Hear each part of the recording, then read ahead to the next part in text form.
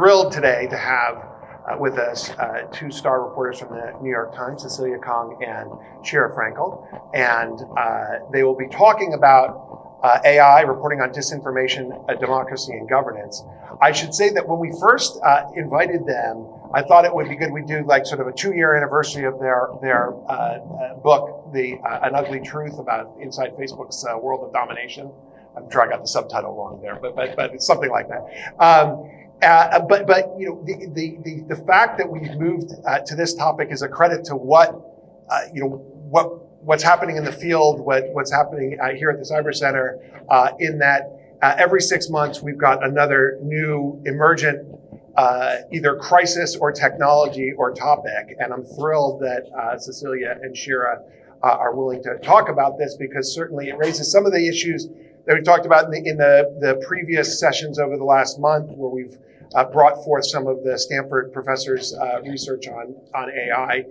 Certainly, as many of you know, we are starting a program here in the Cyber Policy Center on governance and regulation of emerging technologies, with a particular focus on generative AI. And we have this, huge effort here at the university on human-centered AI that we partner with quite often. And so, as with our previous seminars,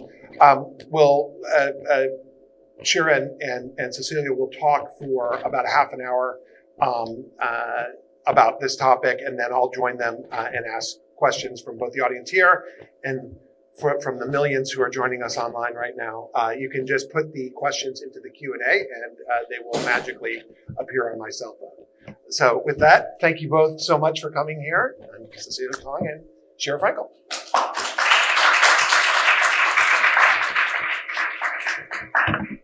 Hello, and thank you so much, Nate, Professor Persily, for inviting us. I have had the great pleasure of getting to know Nate better and all of the great work that his center's doing. And it's in just the last 10 minutes, we've heard that there's just so much more. And so in that way, I would say that Sheera and I feel a little bit like imposters, because you've had some real subject experts come in and talk about the technology itself and policy. But we know a lot about reporting and journalism, so we can speak from that perspective. And personally, it's a great delight for me to be with my co-author, because I'm in DC. Sheera's based here in California, and to be reunited, because we continue to work a lot on the same topics. And that's kind of a good way of describing our talk today. But please, open remarks, if you like. Right. So as Nate said, we were approaching this talk and trying to think what would be useful for you as a group. And we realized that the same discussions we're having in the newsroom right now about what are the critical issues in technology, what are the critical things we need to explain to the public, were what we should really focus our talk on. And this convergence we've had of new technology, of iterative AI and disinformation, and what it's going to mean for society going forward, what it's going to mean here in the United States going into a critical election, what it's going to mean globally. It just felt like this was the right moment to have that discussion and really share our thoughts as reporters of how we're sort of thinking about all this. Yeah. And so here you have an example of 2 stories that we've recently worked on. Cecilia's worked on both of these. One is just a look at Sam Altman, his recent appearance before Congress. The other, we're sort of contrasting that with when Mark Zuckerberg was talking before Congress. Cecilia, I think you were there for both of these congressional hearings. So what was really striking, and the reason why we thought this was a good way to start, is as journalists, this is big moments when Washington begins to pay attention. And there's talk about regulation in Washington. We'll get to later about how nothing ever happens in Washington, but that's for later, the good stuff for later. But when Sam Altman came just a week ago and testified before a Senate panel, the tenor was very different from exactly 5 years ago, when Mark Zuckerberg came to testify for the first time before 3 different congressional panels, marathon hearings. But a lot of the themes are the same. A lot of the concerns are the same. A lot of the regulatory challenges are the same.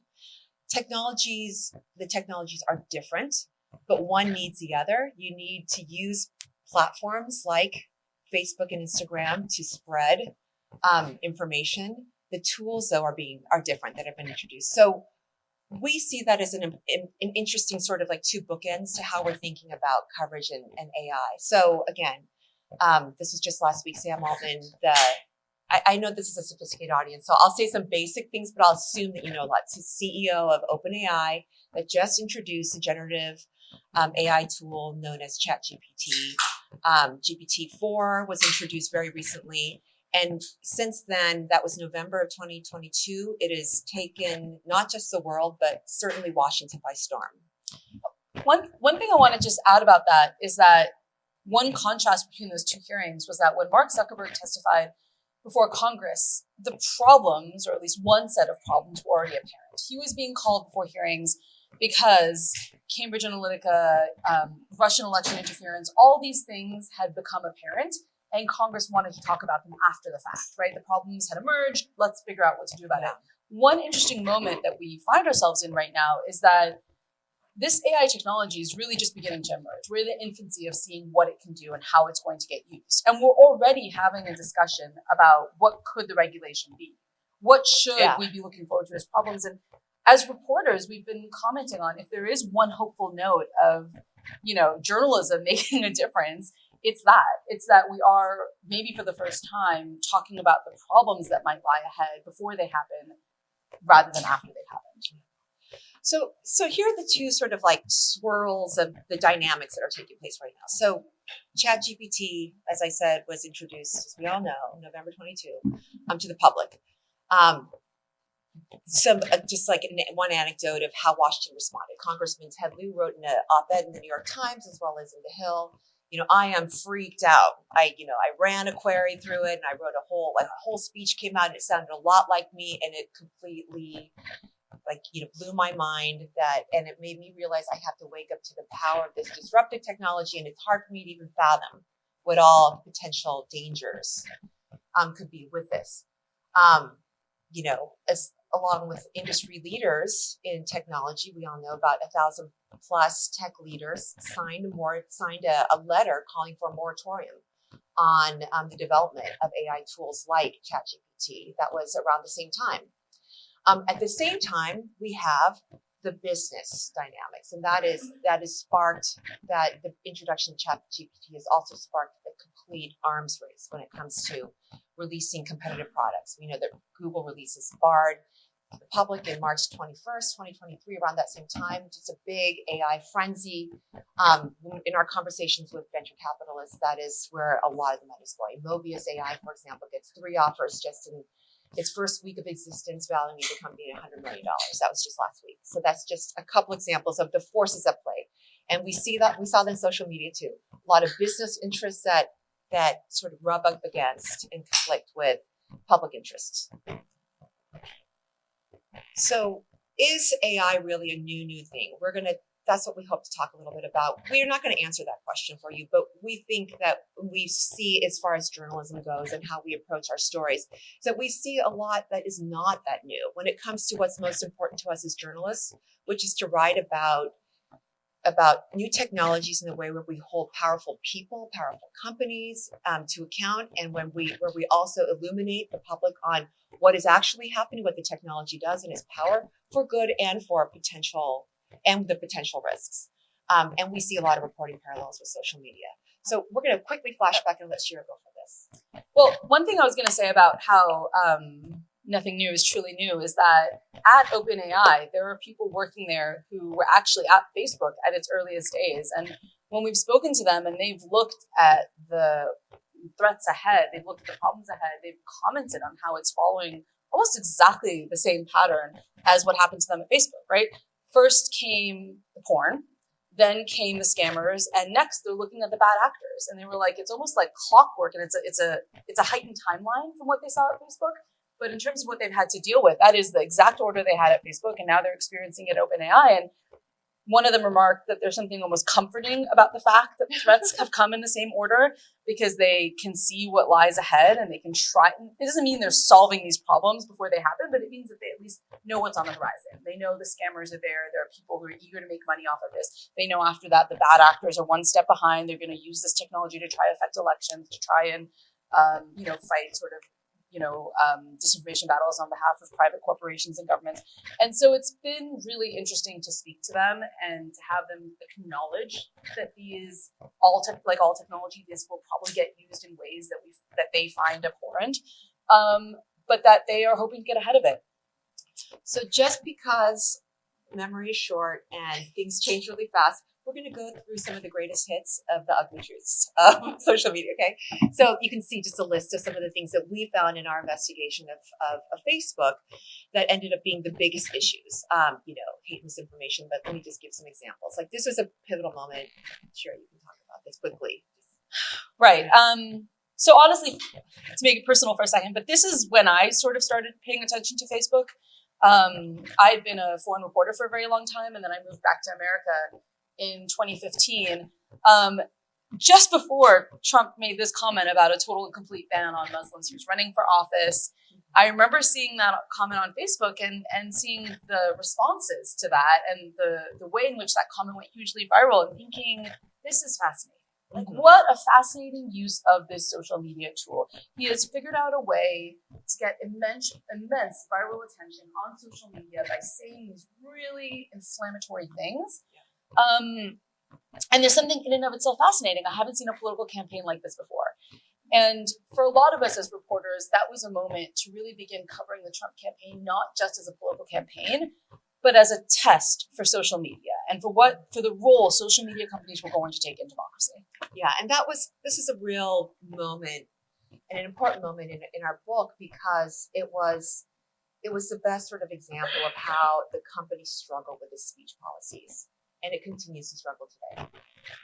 These are some other examples from our colleagues, and Sheera's reported from Myanmar as well, like struggling with the use of a platform in speech, used to spread disinformation. I'm just going to go through this very quickly. You want to just give an example. Sheera wrote a lot about coronavirus misinformation. I know you can't see her little head, but this is Sheera right there. And she's been attacked for that as well. Well, what's interesting about these examples from Myanmar this is an article I wrote about Mercola, who's one of the foremost spreaders of anti-vaccine ideology online, is that when they happened, they were the first, right? Like Myanmar was a unique example in that it was a country that had been completely shut down, suddenly gets the internet, and really no one other than a handful of people on the ground in Myanmar had expected the rise in hate speech to happen the way it did. Mercola, also a first among his kind, figured out, wow, anti-vaccine ideology, I can use the same kind of viral lift and social engineering and turfing that has been used by terrorist organizations like ISIS to build a cult of personality for myself online, get people to buy my products, get people to join my groups. It was really fascinating, and I've always wanted to write this, but I'm sure I would get in a lot of trouble comparing the tactics of some of these far-right extremism groups and Islamist groups like ISIS and the anti-vaccine movement, because actually in terms of the tactics they use to dominate the conversation and to get people into their channels, they're almost identical. So I've always wanted to write that as a story. But what's key here for us as reporters is that these were firsts. These were novel tactics. These were novel approaches. And the companies were struggling to figure out methods to deal with them as they were happening in real time. And it was important with the Dr. Mercola story that the real thing that you're trying to show is the business opportunity behind it. That there's usually as journalists, a lot of what we do is to follow the money. And that shows us where the power lies and where the incentives are. So let's do a quick update. Where are we now? Like you just did this great Sheera data big dive on Twitter after Musk's takeover. Maybe you could tell real quickly. The social media and the internet has fundamentally changed in the last couple of years, in that we've really seen a sort of a balkanization. People are not on a handful of social media platforms in the same way that they once were. And if people in government once hoped that by creating a uniform policy across Twitter, YouTube, and Facebook, they could control the flow of information online, that hope is now gone. Because the people that are churning out a lot of the conspiracy theories, a lot of the disinformation, the misinformation, are increasingly on fringe platforms. They're on Gab, they're on Truth, they're on Telegram, they're on small messaging groups, they have their own Discord servers. It is scattered across the internet, and they're scattered across a number of sites which no longer want to adhere to the same policies. Added to that, you have a new ownership of Twitter. I think everyone in this room knows Elon Musk has taken over Twitter, and he has been quite public about the fact that he does not want to lead Twitter in the same way it has been led. The story I think Cecilia was referencing, I did a look at hate speech on Twitter since Musk's takeover, and we, across a number of different researchers and organizations, saw huge spikes in anti-Semitic speech, speech against Black Americans, speech against indigenous groups, speech against various minorities here in the United States. And they were able to track that rise with Elon Musk taking control of Twitter. When we went to Twitter for comment, well, we got no comment actually. And then afterwards, Musk just sort of decided to deny the story through a series of tweets. So it is a very different time, and changes both in the landscape of all these companies and in the ownership means that, you know, these broader approaches that people once hoped to take are no longer applicable. Yeah, and we've also found that the appetite for taking on disinformation has decreased quite a bit in Washington. I think it's just like the deadlock between Republicans and Democrats when it comes to disinformation and misinformation. It's become so politicized, the issues. Like Democrats want some sort of regulation that would clamp down on disinformation. Republicans think that it's censorship. It's just everybody wants to tackle speech, but in different ways. It's been just a lock. And also individuals are being targeted, researchers, et cetera. So it's been some things, there's been a shift in Washington where you have like the House Judiciary panel, for example. They're really going after Democrats when it comes to speech. So there's a shift occurring right now. We'll see where that lands ahead of 2024, the presidential election. And on just really quickly, when it comes to regulations, nothing's happened. So that's my very fast update on that. Okay, so now we're thinking about AI. We are as obsessed at the Times and every other paper as you know everyone else is in Washington as well.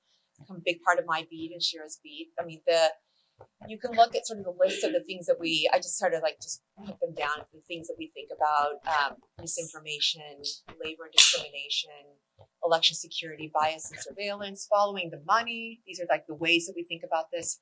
Regulations, media literacy, who are the tech titans, new characters. Like you can see that a lot of this sounds awfully similar to the way that we were covering social media. And I think that's an important takeaway, is that we try not to cover the technology just for the technology's sake. We want to understand what behaviors it creates and incentives involved in the businesses, as well as what the technology can enable, potentially harmful or not. But we do recognize that when it comes to AI, especially generative, that just like really capture the attention because it's moving so fast, there is the capability for some of these problems, these things that we think about, like election security, misinformation, to be spread in much bigger volume, much more convincingly. Oops. So here are a couple of, maybe Sheera, you can go through a couple examples of AI. I think the Pope coat moment was really the first real public moment in which the public saw the power of this new AI technology. A photo which was it was created in jest. It was created as a moment of levity by somebody using one of those programs that can automatically generate, photos out of prompts or images out of prompts. It took the internet by storm. And initially, what was interesting, to go back to those first few tweets, people knew it was an AI image. People knew it had been, but once it achieved a certain level of viral spread, people began sharing it, thinking it was potentially real, to the point where one of our colleagues at the New York Times, and I won't out him, but he thought it was real. He posted it in one of our Slack groups saying, can you believe this jacket? Right? So like, these are tech reporters at the New York Times who were fooled by that image. And I think it was a moment where it just showed in a very real and very obviously visual way how good this technology has gotten. And that's a fun sort of example. Right. I can't see a lot of harm from that, but the middle image was just posted yesterday, not broadly, but this was an AI generated image of some sort of explosion near the Pentagon. It was not real. This is synthetically created. But it actually affected the stock market. There was concern that there might have been some sort of national security breach, some sort of a real explosion near the Pentagon. And for a while there, it spread. It didn't spread a lot on some of the channels that we see, but the fact that the market responded and there was some chatter, it just shows you, if it wasn't contained, how quickly it looks convincing-ish. Well, this is also a really good moment to combine what we've been talking about with our current theme, which is that part of the reason it spread was because a number of blue check marks on Twitter. There's been business changes at Twitter which have allowed anybody to buy a blue check mark. And accounts with blue check marks who had changed their last name to Bloomberg spread the image. And so people seeing this, the public seeing this, saw an account which had Bloomberg in the name, which they associate with a reputable news organization, tweeting an image of an explosion in Washington, D.C. You can see how that creates an almost perfect storm of people believing something really bad had happened. This last, I mean, I just can't resist. Who doesn't want to, Boris Johnson? So like dancing in a silly way. But I thought this was an interesting image to bring up only because, great, thank you. Because it shows actually how it's not, AI is not producing like such convincing, fakes in a way. Like look at his hands. That's your first giveaway. Like his hands are contorted. That can't be a real individual. Like there's, just like the size of his head to the size of his chest. Like there are some like giveaways, but that's kind of the world we're living in now, where every image, every audio file that comes, you almost have to doubt, like, okay, can this be real or not? Because it's become more convincing. But these are just some examples of the things that we sift through and think about. I also want to make the point that a lot of the scaries, the catastrophizing, is catastrophizing. It is hypothetical at this point, right? So the challenge as reporters is, and this happens with every new introduction of technology, it's like timing is really important.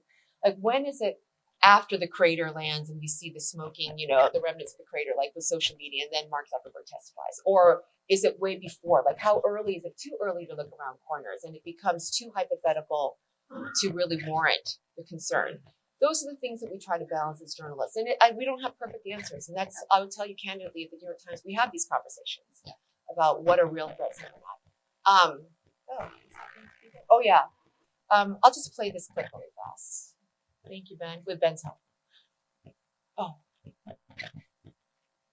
If you can. This just in, we can now call the 2024 presidential race for Joe Biden.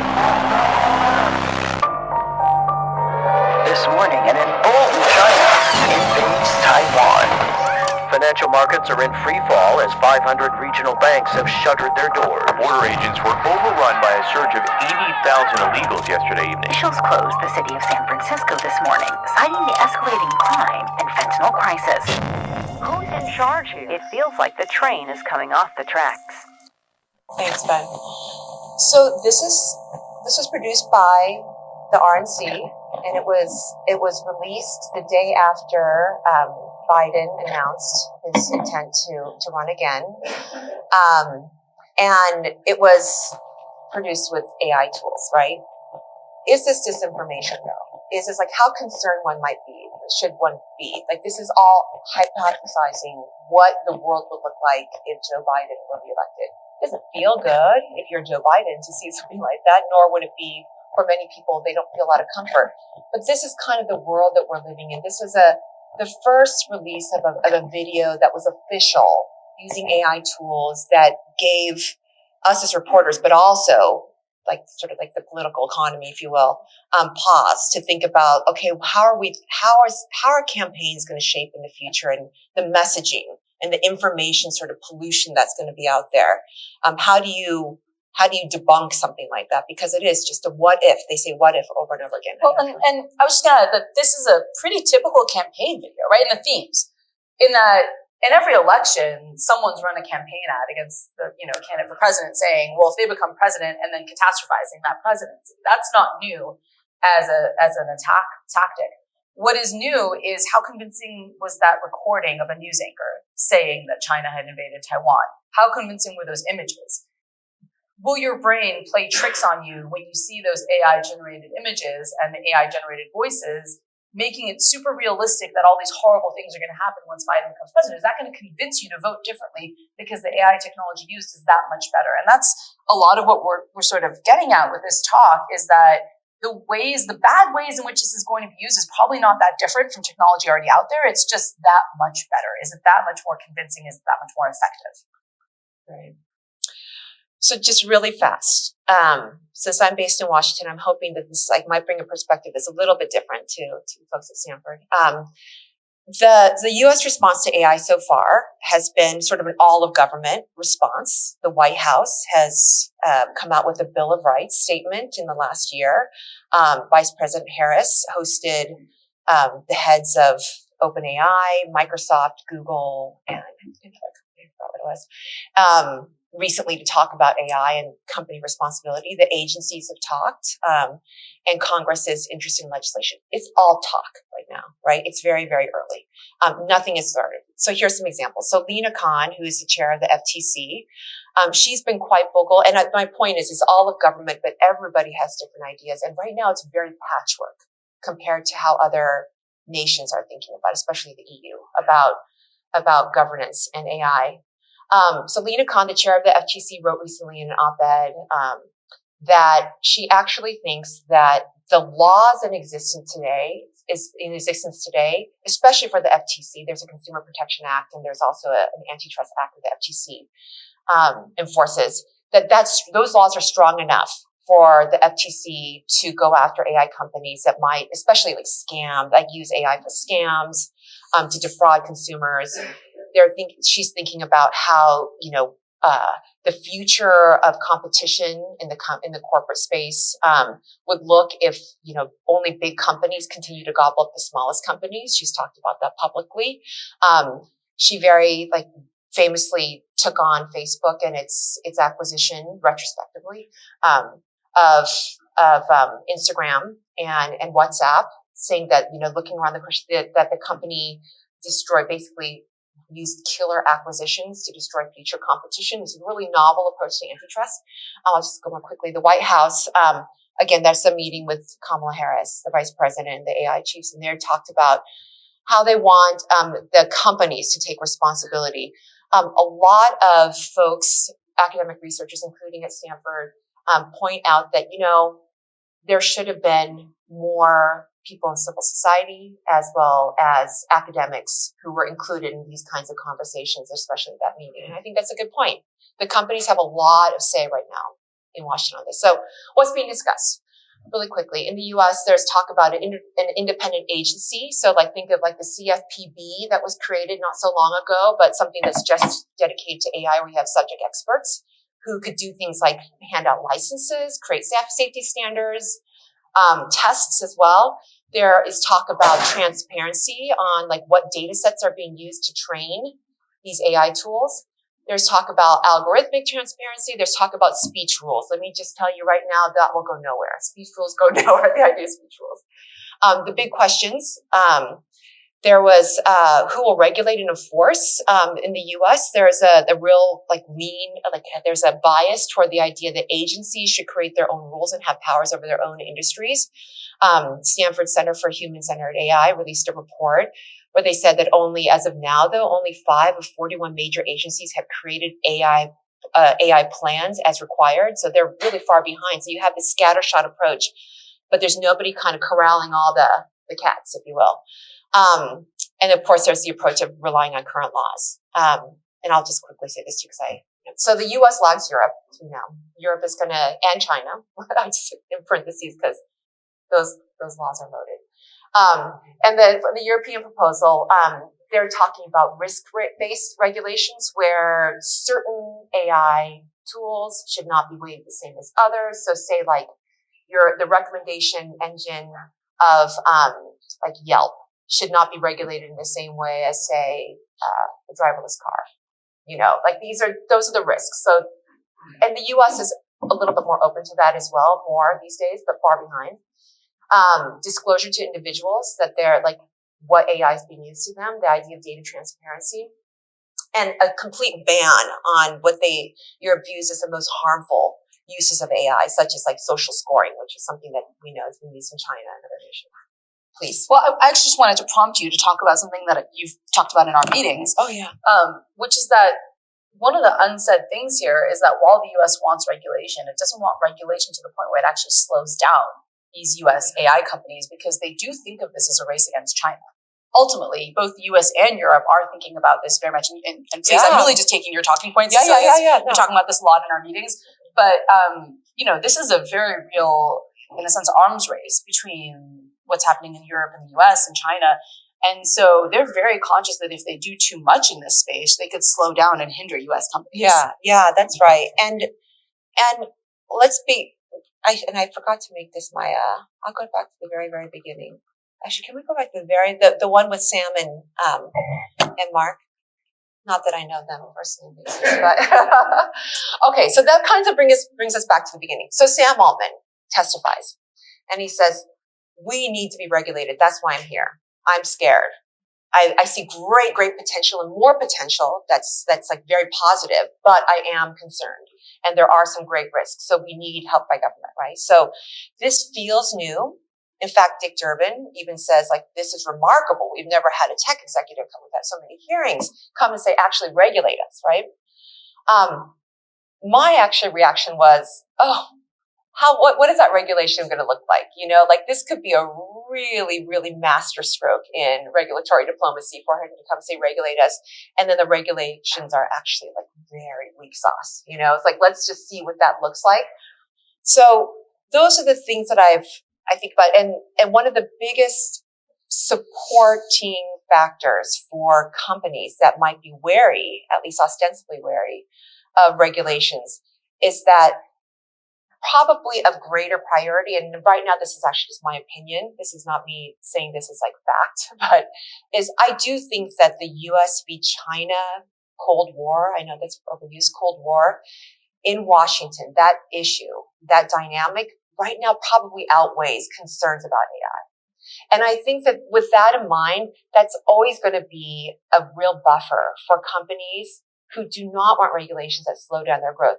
And the reason why I bring up Sam and say Sam Altman and my sort of footnote on, how much regulation he wants is the fact of the matter is he is not tapping the brakes. 1,000+ tech leaders signed a letter saying we need a moratorium on the development of this because there's so much at risk. He's saying, I actually think that we will produce AI according to our country's democratic values, and we are the kind of people that you want to be in charge of making these kinds of tech. That sounds very similar to what we reported in our book with Facebook. There's a lot of this idea that somebody's going to do it. It should be us. So China's a big dynamic. The companies are a big dynamic. The company executives. Right now, people after that hearing, I got a lot of questions from other reporters and, just generally on podcasts and stuff like, this seems really different, right? And I said, no, I think TBD. Let's just see if it really is all that different because regulation is hard. And when it really comes to what the regulation looks like, I think you're going to see great disagreement. Even at that hearing, we saw IBM's Vice President of Trust and Safety say she does not agree with the idea of an independent agency. She said that existing laws are strong enough. We don't need a lot more regulation. That differed from Sam Altman. So you're already seeing the lines, the fissures between companies. So when it really comes to like the sausage making of law and legislation, I think you're going to see a very long, prolonged, battle with a lot of disagreement. And even though Congress may be looking around the corner and acting more quickly, AI is moving much more quickly. That's sort of my takeaway. I don't know if you have any closing. No, that was great. I'm looking forward to questions from you all. And Nate, thank you.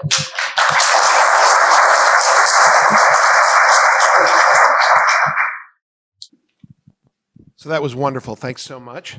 Those of you who are online can put your questions in the Q&A and they will magically appear on my phone. In fact, we've already got quite a few that have come in. But since I've got the microphone, I want to start. And those of you in the audience here, please raise your hand if you have questions. I want to let me ask a churlish question to start. What's the New York Times policy on use of ChatGPT in your articles? We just got a policy. Yeah, what's the policy there? I'm just wondering. This is brand new. Has this been reported publicly? No, I don't know. It will be now. It will be now. No, I think we can share this just between us friends. No, we've been told as a matter of policy not to put any of our unpublished stories or notes into ChatGPT, which makes a lot of sense. especially because we go through a fact-checking process. Sometimes in the earliest drafts, you haven't gone through that fact-checking process yet. You're just kind of like toying around with things you might include depending on how your sourcing works out. So yes, I mean, I think our editors very much expect that every word that goes into our articles is written by us.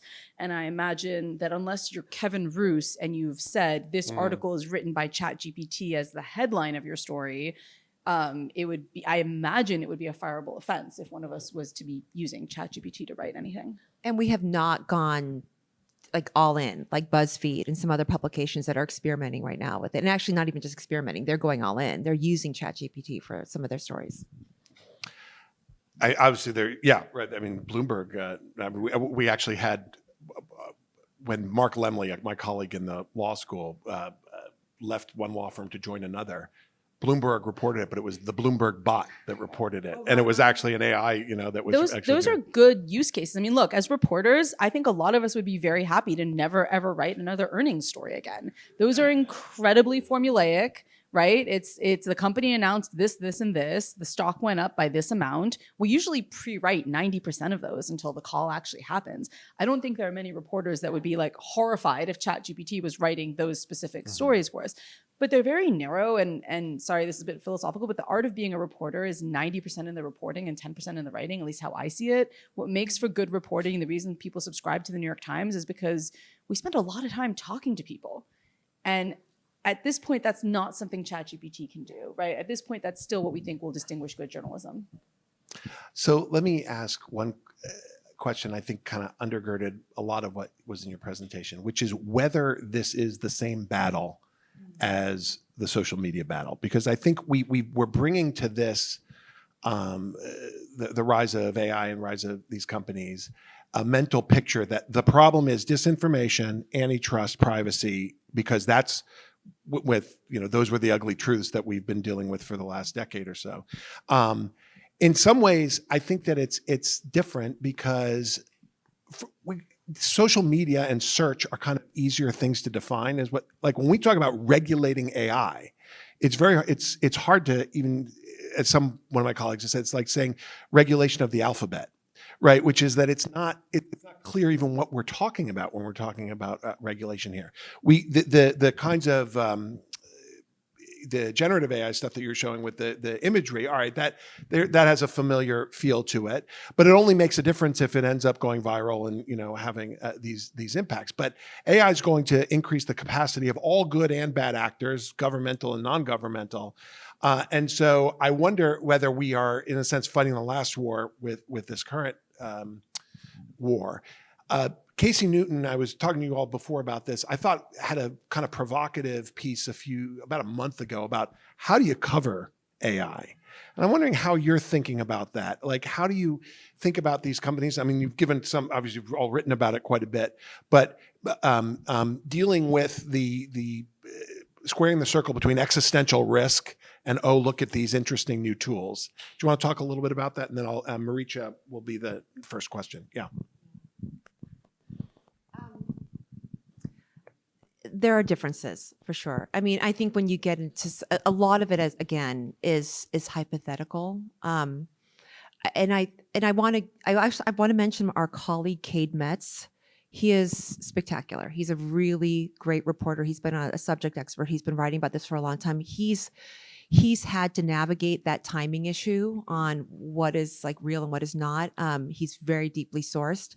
So I think we are trying to approach this with humility, but with a lot of speed to try to catch up, because there's education for us too, really, truly. I mean, generative is very different than, as we talked about some of the robotic stuff that we're talking about and machine learning, and as well as like then there's the other like whole category of like complete replacement of sentient, beings. Like that's like how do we cover this in a way that's accessible to humans? I think for us, generative has been a real like a blessing in a way, and it's a vehicle that's very intuitive for people because they can use it and they can understand from a visual, audio, sense with how these tools are used. So I think we're learning, but there are some wars that it's a good reminder, Nate. Like I don't want to assume that from my perspective, writing about regulation, that everything's the same. I mean, certainly labor is different. We think about like one big area that's missed is the way that that AI can get things so wrong, and how there can be like real discriminatory effects when it comes to housing, hiring, that kind of thing. So we think of things differently than social media. Yeah, I think we've been talking a lot. I think generally we have a lot of reporters that are trying to straddle the line between here are the warnings, here's the worst case scenario, here's the things it would be irresponsible for us to not report this, right? It would be irresponsible for us to not report on the first time that a generative AI bot gets used to spread a disinformation campaign, which we think is already happening, not here in the United States, in another country, but we're trying to report that out, right? That's an important moment in time that we feel we should report on. At the same time, we've got a columnist who's getting ready a series of columns of like, how can ChatGPT make your life better? How can you use it in a practical day-to-day way? What is it good at? What is it not good at? The truth thing is something we're still thinking about. I've been thinking a lot about the data that initially got fed into those. I'm working on an entire line of stories right now, which is just looking at what was the data that first got fed into these systems. Like the reason these systems are so good is because of the data that first went into them. And obviously each company's approach is differently. And a lot of these companies, including Google and Facebook, they're still deciding what they're going to use, what data sets they're going to use. And there's a real debate happening. I think Google has spoken about this a little bit publicly, so I'm not breaking too much news by saying this, but they are at this moment saying Gmail, right? Google Docs, do we use the text in those to train our AI? I mean, that could give them a real edge. I mean, that can you imagine if your emails could be used to train an AI model that would write emails in your own voice and they could offer that as a service? I mean, that would be incredibly useful. It would also, for some people, feel incredibly privacy invasive. And Google is a company that's built its entire reputation on being private and secure. So those are real-time conversations we feel are important to talk. I was going to say about the factualness of some of these systems. I've been toying around with them, and just yesterday, I decided to try putting in a Google prompt of searching Google for what animals undergo a metamorphosis, because my daughter, my 3-year-old, had caterpillars at school, and I was saying caterpillars aren't the only animal that undergo a transformation. We were talking about the idea of changing shape. Google gave me a fairly good answer for other animals that go through a metamorphosis. And when I put the same question into ChatGPT, it gave me completely inaccurate information. It talked about a number of fish that live in sub-Saharan Africa that begin their lives as shellfish. I mean, it was like, it sounded completely believable, but was factually inaccurate. And that for me, I think anybody that spent time on this has a real moment of like, oh, this sounds so convincing, but is actually completely gibberish. I'll say, in teaching my class yesterday on governance of emerging technologies, I actually had a student who did a presentation that cited an article I wrote that I never wrote. And so that was a first for me. Those of you online, don't do that. That's a failing grade. Maricha. Thank you. My name is Maricha. I work on tech regulation here after having been a lawmaker in Europe making regulation. And so I think a lot about the power dynamics that are at play here and the enormous concentration of power in the hands of private companies. And when I looked at your list of topics that you're covering, I would also love to hear a little bit more about what it's like for you as journalists. I mean, how do you gain access to information? How do you gain understanding of how the AI works?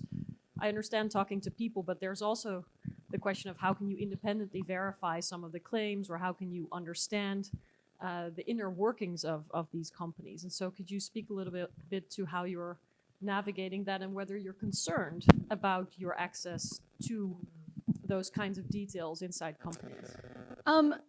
It honestly works a lot of the same way that traditional reporting works, in that we're not technologists. I mean, at the New York Times, other than perhaps our colleague Cade Metz, that's been covering AI for 15 years now. I mean, he's been following this more closely than I think any other reporter on the planet. He's perhaps a subject matter expert. The rest of us are just pretending.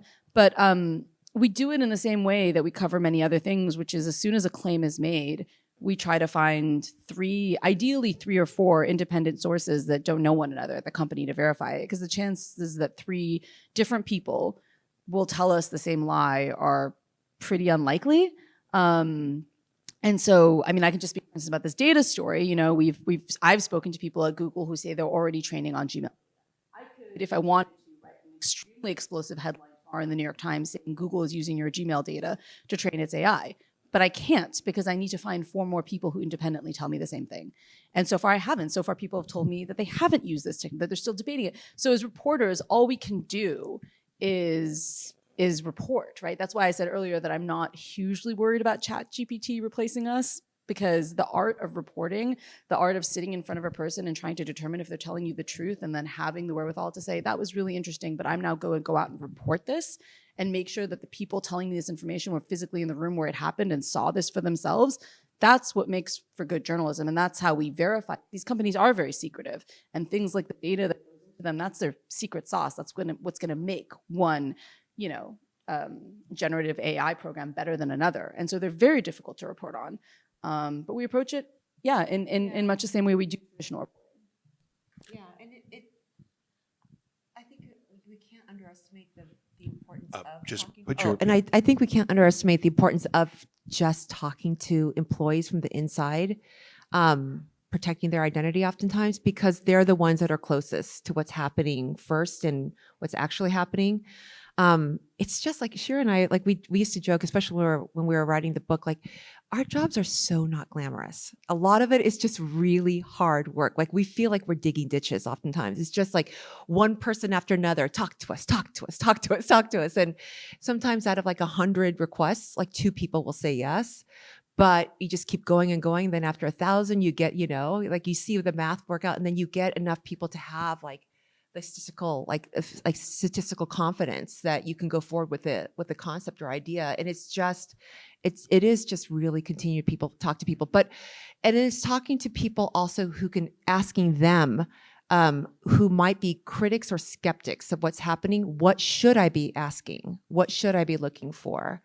And then going into those conversations with the people who are close to the source, really informed. But that all said, this is new. A lot of this is new. And a lot of this is a lot more sophisticated, the technology, than we've dealt with before, But that said, I mean, I thought search was real. I remember when Google came out, I was like, what? I don't get it. Indexing? But, now it's so intuitive, right? So it's like, this is one of the joys of our job. It's like learning new things all the time. I'll say that if you want an AI trained on Google Docs or Gmail, you've got about a dozen people in this room who could do it for you right now. So you don't even need to go to Google for that. In fact, I'm having someone help me train an AI on my former clerkship recommendations that I've done for judges, so that then I can, not that I'm just going to turn it in that way if any of the judges are watching right now, but it certainly saves time. Why don't we go over there? Hi, thank you so much. I was wondering, from all the coverage that you've done so far and the people you've talked to, what kind of solutions have you seen that you found or you think might be very productive in the future? For instance, there's been a lot of talk about watermarking, or like, as you were saying, disclosure, so people can know when they're interacting with AI-generated content. But then one of the discussions we've had in Professor Persily's class as well is, in the future, if the social media or like online environment is dominated by AI-generated content, when will we need to have those disclosures? Yeah, I mean, watermarking is definitely something that I know all the companies are thinking about. OpenAI is interesting. They, obviously they limit the accounts, or they have knowledge of the accounts that they're allowing to use their service. They're not, as opposed to Facebook, which made their technology open for anyone to adapt and use for itself, which there's a whole debate raging on which approach is the right approach. OpenAI's approach is that we'll see what everyone's doing, and so if we violate terms, we really quickly see it, and we can put an end to it. It was interesting because I was speaking to somebody from OpenAI who, again, previously worked at a social media company, and I was like, what? And he was like, ultimately, we are not going to come up with solutions here, because people are always going to run bad queries. People are always going to use our tools for disinformation or whatever. But in his opinion, he felt that the only way to correct for all of this, for this technology that's emerging, is to have an internet, or specifically a social media network, in which accounts were verified, in which whether it's a real name or real identity, but some sort of system by which there was accountability in the accounts themselves sharing this information, that there wasn't the approach that we've had until now through Facebook and Twitter, which is that anyone can create an account and you can pretend to be someone else, and that anonymity allows for a lot of the problematic behavior online. So his opinion was that a social media company would emerge in which people felt safe knowing that the accounts on that social media service were who they said they were, and there was accountability for those accounts, because if I, Sheera Frenkel, shared a ChatGPT written message or a fake image, I would be held accountable as an individual. And I thought that was interesting. I think that he was kind of turning my question on its head of like, it's not us that needs to actually come up with a solution. What needs to happen is a different space online in which information is vetted and trusted because of the real identities behind the people involved. Yeah, I'm hearing like really interesting debates about some solutions, the upsides and downsides. Like I'll give one example for licensing. Like that seemed like a real non-controversial idea that Sam Altman even talked about in the hearing. But then after hearing him talk about it, I've talked to some other really smart policy tech people, and they said, this will only entrench like the biggest companies because they're the ones who can afford all the legal and administrative costs, and they have the resources. And I didn't, because it seemed like, it seems basic. Like you just license to the people who are able to do that. And then when it comes to also testing, so they're, creating the laws that don't squash competition, there's always a balance between the what you're trying to, your intent, and what the possible consequences can be. The other thing that I think, so there's that in terms of solutions, and there's technical solutions to the company. I do think that behavior-based solutions and laws or regulations might be an interesting area to explore. For example, discrimination. I mean, we already have anti-discrimination laws, but like really specific enforcement of those laws is really important. So having subject experts in Washington and in agencies and within the companies, perhaps, that are able to audit and make sure that these are priorities, and to enforce the laws that are already on the books, actually, but may need some updating. So I think that a lot of the solutions might come with regulation, as well as, but I think we're going to have really robust debate on the upsides and downsides of some of these proposals. And we'll see. You look, as you sort of suggest, Europe might be the tail that wags the American dog here a little bit. And one thing I would add on the kind of antitrust trade-off thing, I was only half kidding when I was saying you can get 12 Stanford undergrads to do the Google thing, which is within a year, we're going to have these models on our laptops. And so it's not going to be, that's one of the things that makes it a little bit different than the social media kind of network effects and the like. And so, as well as the concentration of power point, which is that, some people always say, it would be great to have just 5 AI companies because then you can regulate them. But there's going to be all these little ones, as well as empowerment to the individuals. Yeah, was it Samid here? Yeah. Hi, journalism ethics question. So, in your reporting of the nexus between misinformation and AI, how do you ensure that you don't create unnecessary fear amongst the public in a way that makes them think that the quality of the information ecosystem is actually much worse than it is, and it sort of accelerates a trend towards nihilism? It's a good question. I'm part of a pod of New York Times reporters who works on misinformation and disinformation. I'm not a full-time misinformation reporter. We do have 3 full-time misinformation reporters. I would say that half their time spent deciding not to write about something. Where we see something, a misinformation campaign, a conspiracy, something going on, and it just hasn't, the New York Times writing about it would amplify it, or would make it seem worse than it was. It would make the entire ecosystem seem worse than it was.